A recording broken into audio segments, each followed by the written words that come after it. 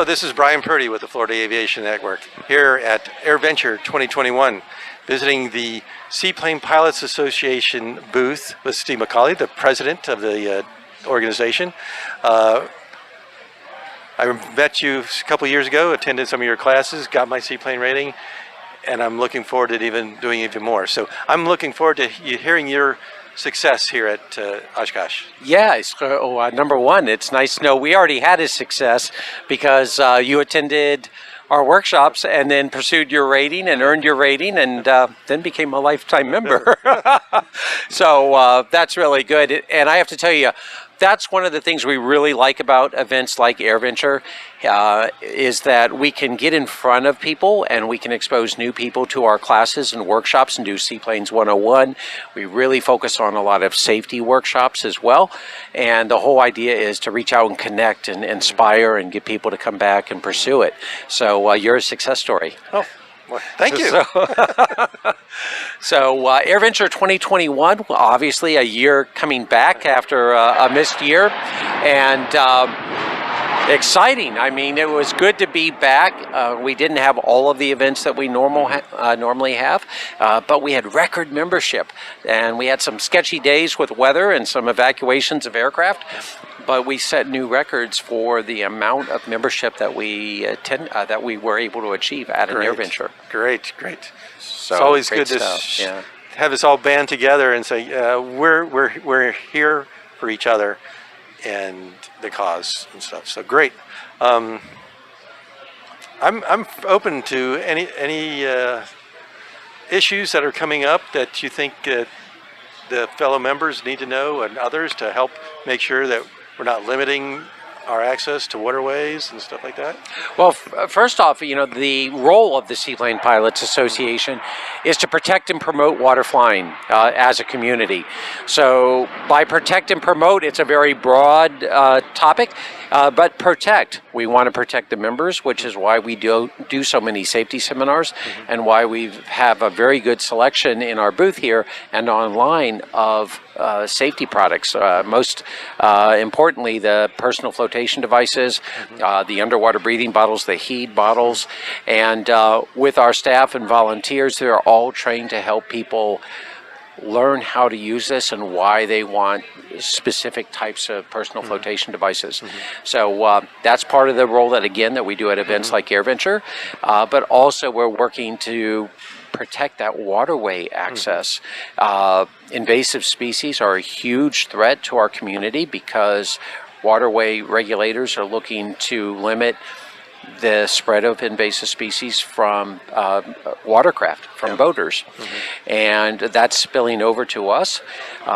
They're doing mandatory inspection points and inspections and decontaminations on boats. And we fly in with the seaplane and there's no way for us to do an inspection with the state at a boating site before we touch the water.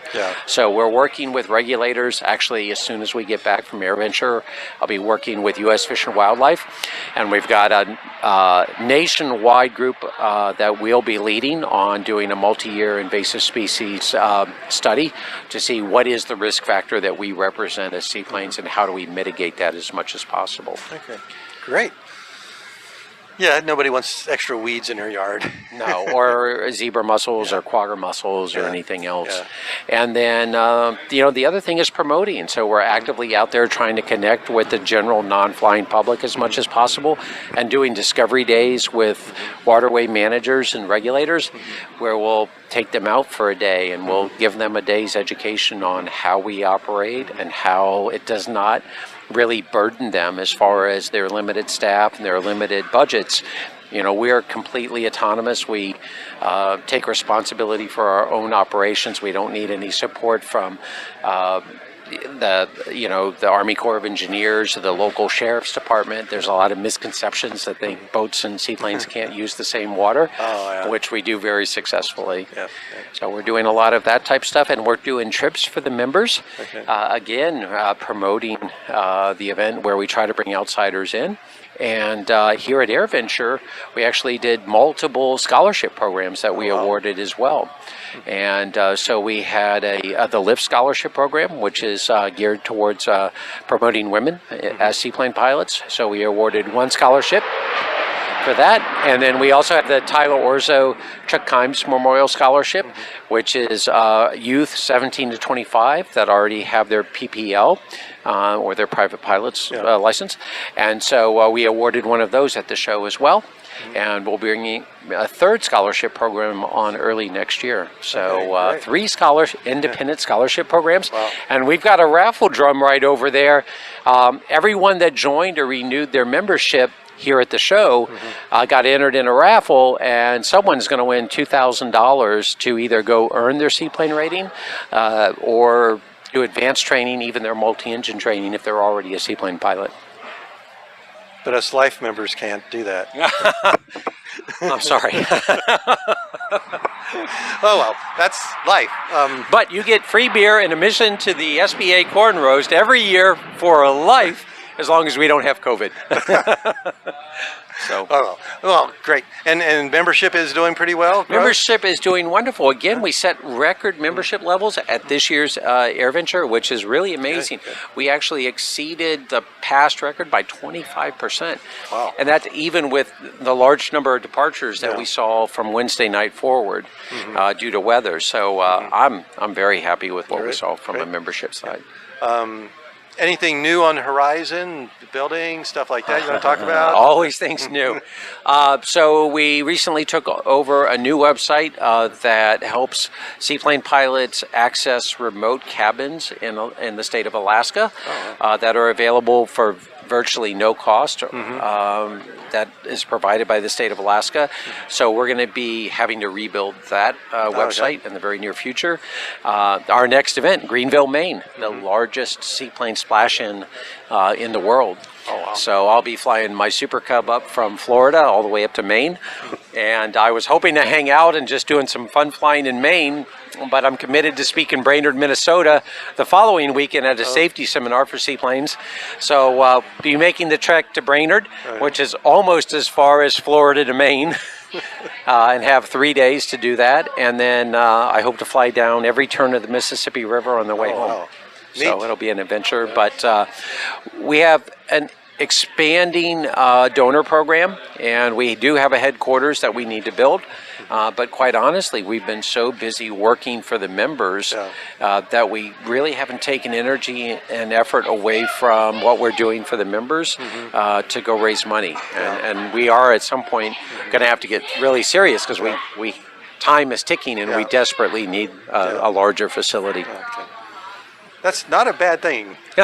No, need a larger good problem facility. to have. Yeah, and hopefully all those new membership, will have things that help build those funds. Yeah. Great. Okay, great. One of the biggest things that I would like to spread as a message coming out of Air Venture is the benefits of flying seaplanes to non-seaplane pilots. And one of those that you probably noticed was we feel that earning your seaplane rating is a tremendous way to increase your stick and rudder skills. And with the advent of automated cockpits, a lot of, probably the majority of new pilots learning on glass cockpit technology, we sense that there's a real erosion in the skill level of the pilots with basic airmanship skills. And one of the things, getting your tail wheel endorsement, going and getting a glider rating and doing a seaplane rating, is that we feel that it really enhances your airmanship skills and makes you a better, safer pilot. And I've heard also being a safer pilot also makes you a better, safer car driver. Oh, well, there you go. So it's good all the way around. Okay, great. And it's a lot of fun. I mean, and it yeah. opens up a whole new avenue of experiences for you. We do, especially in Florida, we have a monthly fly out every single month where the members fly their airplanes out to a different destination and enjoy them. And we'll have to have you join us out sometime. So I need to. Maybe we can throw you in the Super Cub and Oh, okay. take you out Okay. for I'm looking one forward of the to weekends. it. Yeah, I'll be a volunteer at Sun and Fun, early bird volunteer. So I'll be Good, there good. January through April. So another plug for Sun and Fun. Yeah, of course. their We volunteer love program. Sun and Fun, Yeah. and it's a great time as well. And that's one of the things we need the new facility for, is because we really want to host the Sun and Fun Splash-In a lot closer to the venue. And our intent is to have the facility available for the Sun and Fun Splash-In. Okay, great, great. Well, I'm in a maze and I feel disheartened that I haven't participated more, but I'm sure you won't let me fall back too far. Oh, no. We know how to get a hold of you. Yes. Well, any last words, and then we'll just say. Well, what I'd say is if you're interested in flying seaplanes, please visit seaplanes.org, and it's just seaplanes.org.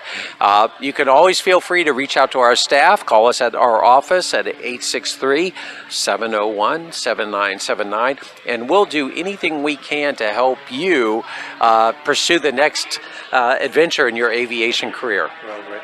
Well, Steve, thank you very much for spending some time with us.